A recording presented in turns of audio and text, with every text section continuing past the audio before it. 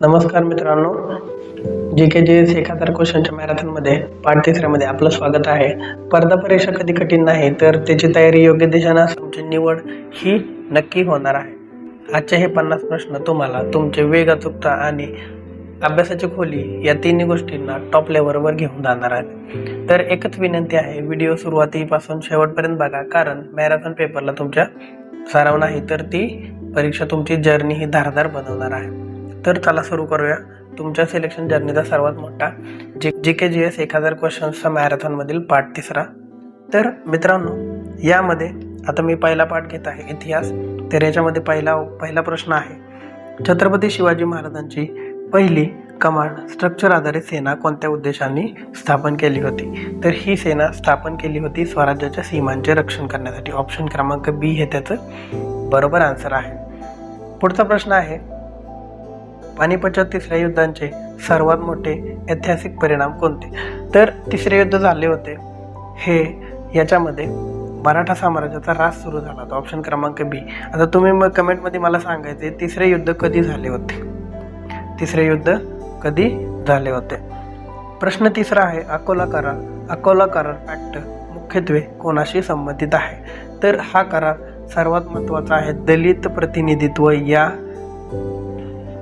यांशी संबंधित आहे. ऑप्शन क्रमांक सी हे त्याचं बरोबर आन्सर आहे. पुढचा प्रश्न आहे, इंडिगो रिव्होल्ट नीळ आंदोलनाची सुरुवात कुठे झाली? तर नीळ आंदोलनाची सुरुवात ही पहिल्यांदा बंगालमध्ये झाली. ऑप्शन क्रमांक ए हे त्याचं बरोबर आन्सर आहे.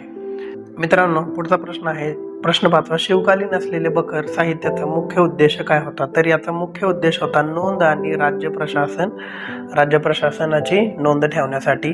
तर ऑप्शन क्रमांक बी हे त्याचं बरोबर आहे. पुढचा प्रश्न, होम रूल चळवळ प्रथम कुठे सुरू झाली? तर होम रूल चळवळ ही पहिल्यांदा चेन्नईमध्ये सुरू झाली. आता तुम्ही मला कमेंटमध्ये सांगायचं की कधी सुरू झाली, त्याचं साल किंवा वर्ष काय आहे, वर्ष कोणत्या वर्षी झाली.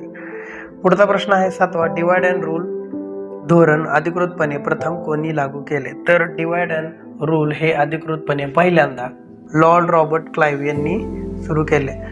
तर ऑप्शन क्रमांक डी हे त्याचं बरोबर आहे. पुढचा प्रश्न आहे, प्रश्न 8, भेटी देऊन राज्यकारभार पाहण्याची प्रथा मुघल काळात कोणत्या नावाने ओळखली जात होती? तर भेटी देऊन राज्यकारभार करण्याची प्रथा ही दौरा-ए-कायद या नावाने ओळखली जात होती. ऑप्शन क्रमांक डी हे त्याचं बरोबर आहे. पुढचा प्रश्न 9वा आहे, मराठा साम्राज्यातील पंचहजारी सरदार म्हणजे काय? तर मराठा साम्राज्यातील पंचहजारी सरदार म्हणजे 5000 सैनिकांचं जो नेतृत्व करतो त्यास आपण पंचहजारी सरदार म्हणतो. म्हणजे ऑप्शन क्रमांक बी हे त्याचं बरोबर आहे. प्रश्न आहे 10वा, ब्रह्मदेश किंवा आपण म्हणतो ब्रह्मा भारतापासून वेगळा कधी झाला? तर ब्रह्मदेश किंवा ब्रह्मा हा देश भारतापासून 1937 साली वेगळा झाला. ऑप्शन क्रमांक डी हे त्याचं बरोबर आहे. तर पुढचा पाठ आहे, या पुढच्या पाठमध्ये आपण बघत आहे भारतीय संविधान इंडियन कॉन्स्टिट्यूशन मधील काही प्रश्न. प्रश्न 11वा आहे, मूलभूत कर्तव्य संविधानात कोणत्या समितीच्या शिफारशीवर समाविष्ट करण्यात आली? तर मूलभूत कर्तव्य ही सुवर्णसिंग समिती यांच्या शिफारशीवर करण्यात आली. आता मला तुम्ही कमेंटमध्ये सांगा की सुवर्णसिंग समितीमध्ये कोण होते आणि किती लोक होते? सुवर्णसिंग समितीमध्ये किती लोक होते हे मला तुम्ही कमेंट बॉक्समध्ये सांगा. पुढचा प्रश्न आहे, प्रश्न 12वा, DPSP आणि फंडामेंटल राईट्स यांच्यातील संघर्ष कोणत्या निर्णयाने FR वर प्राधान्य मिळाले? तर DPSP आणि फंडामेंटल राईट्स हे गोकुलनाथ यांच्या संघर्षामुळे आपल्याला FR वर प्राधान्य मिळाले, फंडामेंटल राईट्सवर आपल्याला प्राधान्य मिळाले. पुढचा प्रश्न आहे 13वा, इक्वॅलिटी बिफोर लॉ हा तत्व कोणत्या देशातून घेतला आहे? तर इक्वॅलिटी बिफोर लॉ हा जो आहे हा ब्रिटनमधून घेतलेला आहे. ऑप्शन क्रमांक सी हे त्याचं बरोबर आन्सर आहे.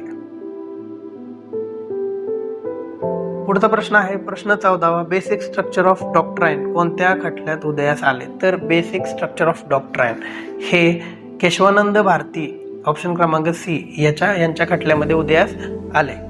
पुढचा प्रश्न आहे, राज्यसभा सदस्यांची निवडणूक कोणत्या पद्धतीने घेतली जाते? तर राज्यसभा सदस्यांची निवडणूक ही सध्याला प्रोपोर्शनल रिप्रेझेंटेशन STV यांच्या आधारे घेतली जाते. ऑप्शन क्रमांक बी हे त्याचं बरोबर आन्सर आहे. पुढचा प्रश्न आहे 130वी घटना दुरुस्ती कोणाशी संबंधित आहे? तर 130वी घटना दुरुस्ती ही आहे EWS रिझर्वेशनसाठी. आपण इथे काय म्हणतो, EWS चा फुल फॉर्म आहे इकॉनॉमिकल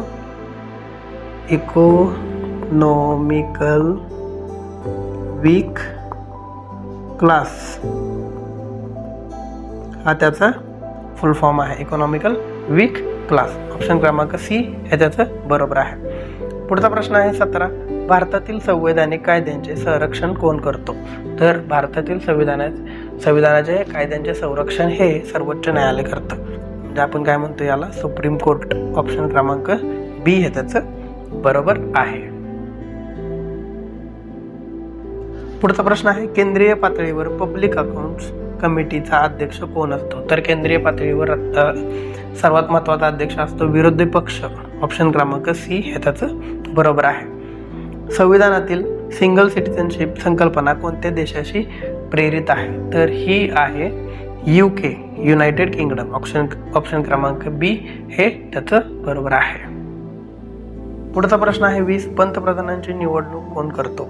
तर पंतप्रधानांची निवडणूक किंवा निवड कोण करतो? तर पंतप्रधानांची निवड हे राष्ट्रपती करतात. तर आता तुम्ही मला सांगायचे आपले सध्याचे राष्ट्रपती कोण आहेत? सध्याचे राष्ट्रपती कोण आहेत?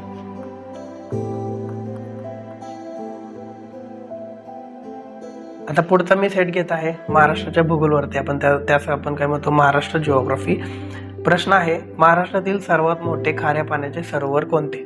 तर महाराष्ट्रातील सर्वात मोठे खाऱ्या पाण्याचे सरोवर हे आहे लोणार. ऑप्शन क्रमांक बी हे त्याचं बरोबर आन्सर असणार आहे. पुढचा आहे महाराष्ट्रातील सर्वात जास्त पीक कोणते? तर हे पीक आहे ज्वारी. महाराष्ट्रातील सर्वात जास्त पीक हे ज्वारी आहे. कोयना प्रकल्प कोणत्या जिल्ह्यात आहे? पुढचा प्रश्न आहे कोयना प्रकल्प कोणत्या जिल्ह्यात आहे? तो आहे सातारा जिल्ह्यात. आता तुम्ही मला इथं सांगायचं की कोयना प्रकल्प हा कोणत्या नदीवर आहे? नदीचं नाव तुम्ही मला कमेंट बॉक्समध्ये सांगायचं आहे. पुढचा प्रश्न आहे 24. महाराष्ट्रातील सर्वात जास्त वार्षिक पर्जन्य कुठे मिळते? तर महाराष्ट्रातील सर्वात जास्त वार्षिक पर्जन्य हे महाबळेश्वर येथे मिळते. ऑप्शन क्रमांक सी हे त्याचं बरोबर आन्सर असणार आहे. महाराष्ट्रातील पुढचा प्रश्न आहे महाराष्ट्रातील उच्च पठार कोणत्या नावाने ओळखले जाते? तर ते ओळखले जाते दख्खनचे पठार. ऑप्शन क्रमांक 1 हे त्याचं बरोबर आन्सर आहे. पुढचा प्रश्न आहे 26.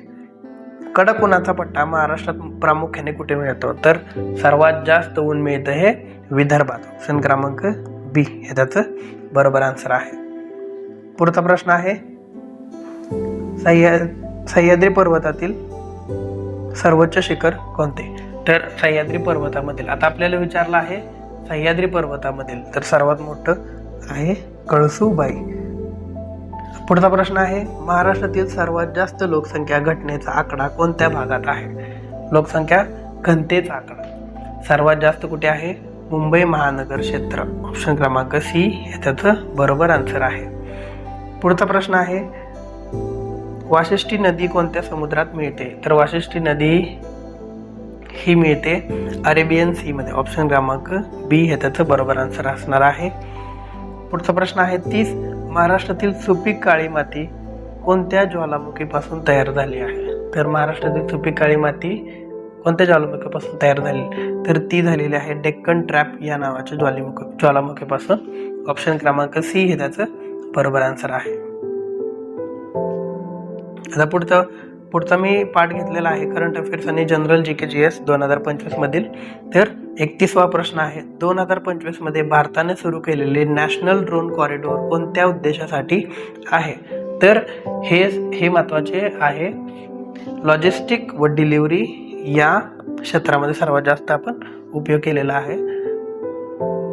पुढचा प्रश्न आहे 32. भारतातील पहिला AI आधारित विद्यापीठ 2025 मध्ये कुठे सुरू झाले? तर ते सुरू झाले बेंगलोर या ठिकाणी. ऑप्शन क्रमांक डी हे त्याचं बरोबर आन्सर आहे. पुढचा प्रश्न 33वा G20 डिजिटल इंडेक्स 2025 मध्ये भारताचा क्रमांक किती होता किंवा भारताचा क्रमांक कोणता? तर तो होता भारताचा क्रमांक 1 नंबरचा. ऑप्शन क्रमांक ए हे त्याचं बरोबर आन्सर आहे.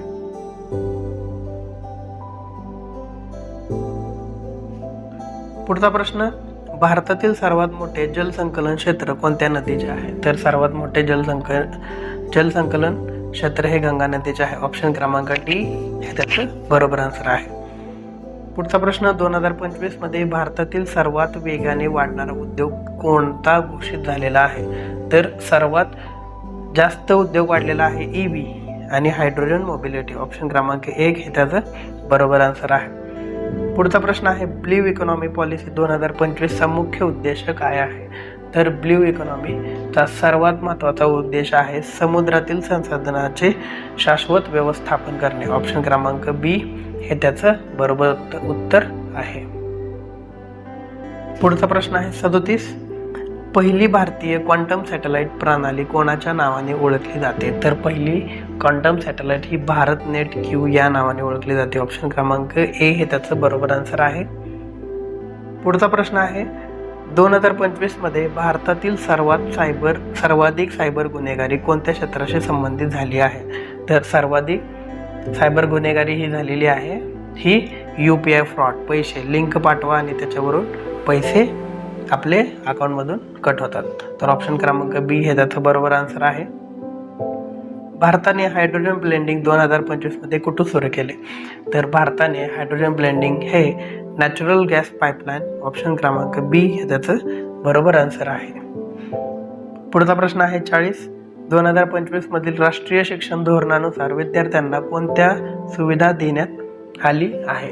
तर विद्यार्थ्यांना ही सुविधा देण्यात आली आहे की मल्टिपल अकॅडमी एंट्री एक्झिट आपण करू शकतो. ऑप्शन क्रमांक बी हे त्याचे बरोबर आन्सर आहे. पुढचा प्रश्न आहे 41, भारतातील सर्वाधिक कृत्रिम बुद्धिमत्ता म्हणजे AI स्टार्टअप्स कोणत्या राज्यात दिसले आहेत? म्हणजे सर्वात जास्त कोणत्या राज्यात कंपन्या AI स्टार्टअप्स कंपन्या चालू झाल्या आहेत? ते आहेत कर्नाटक या राज्यात आणि ते ठिकाण तुम्ही मला कमेंटमध्ये कळवायचं आहे. पुढचा प्रश्न आहे 42, ग्रीन हायड्रोजन इन्सेंटिव्ह 2.0 कोणत्या क्षेत्राशी संबंधित केली आहे? तर हे केलं आहे नीती आयोग या क्षेत्राशी, या संस्थेशी चालू केलेला आहे. पुढचा प्रश्न आहे, भारतात कोणता प्रकल्प ओशन मॅपिंगसाठी वापरला जातो?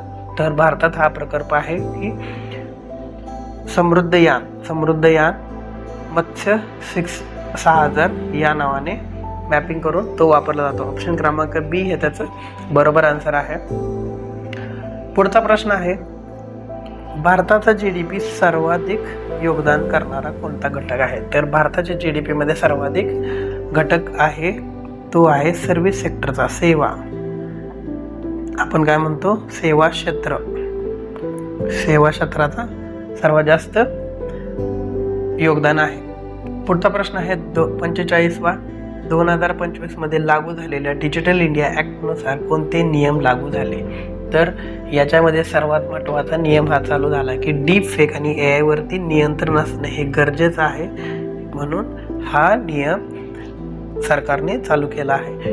पुढचा प्रश्न 46वा, भारतातील पहिले स्मार्ट बॉर्डर सर्व्हिलन्स झोन कुठे सुरू झाले? तर स्मार्ट बॉर्डर सर्व्हिलन्स हे झाले सर्वात पहिल्यांदा राजस्थान या ठिकाणी. ऑप्शन क्रमांक ए हे त्याचं बरोबर आन्सर आहे. पुढचा प्रश्न 47, सुरक्षा परिषदेत भारताचा कायम सदस्यत्वाचा कोणी प्रस्ताव समर्थन केलं?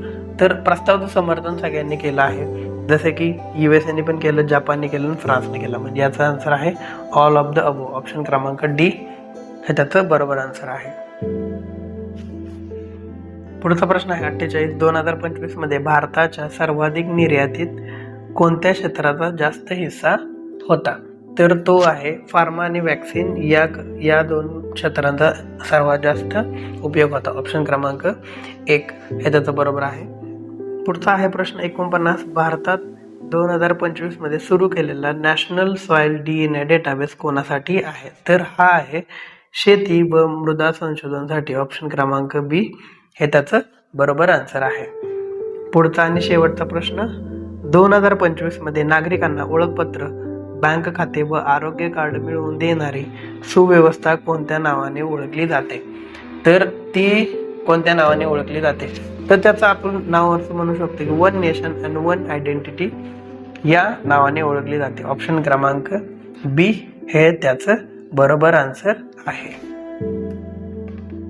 जर तुम्ही इथपर्यंत पोहोचला तर समजा तुमची मेहनत इतरांपेक्षा दुप्पट आहे आणि तुम्ही निवड होण्याची शक्यता जास्त आहे. लक्षात ठेवा, प्रश्न संपतात पण तयारी कधी संपत नाही. तर आज शिकलेले प्रश्न पुन्हा एकदा रिव्हिजन करा, कारण येणाऱ्या पेपरमध्ये याच प्रश्नांच्या रूपांतर मार्क्समध्ये होऊ शकतं.